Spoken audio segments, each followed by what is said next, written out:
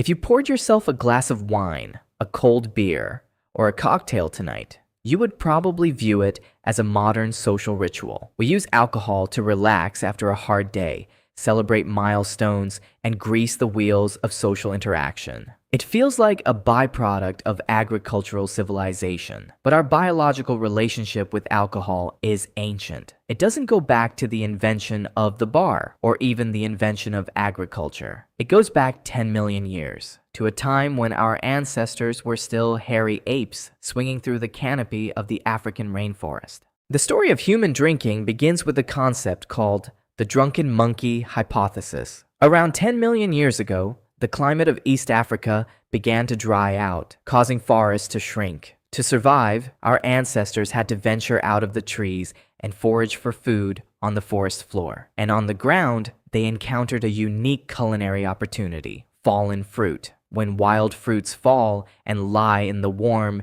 humid soil, wild yeasts immediately go to work, consuming the sugars and producing ethanol as a byproduct. The fruit naturally ferments. For most animals, eating fermented fruit is a terrible idea. It makes them dizzy, slow, and incredibly easy prey for a passing leopard. But our ancestors underwent a critical genetic mutation in a gene called ADH4. This single genetic tweak made the enzyme in our livers up to 40 times more efficient at breaking down ethanol. Suddenly, rotten fermenting fruit was no longer a dangerous poison. It was a safe, calorie-dense superfood. Melanin protected us from the sun, but the ADH4 mutation gave us an evolutionary hangover cure, allowing us to colonize the forest floor. For millions of years, we got our alcohol strictly from rotten fruit, but everything changed around 10,000 years ago with the agricultural revolution. When humans finally settled down to farm, they didn't just grow wheat for bread. Some archaeologists argue that we actually invented farming to make beer. Known as the beer before bread hypothesis,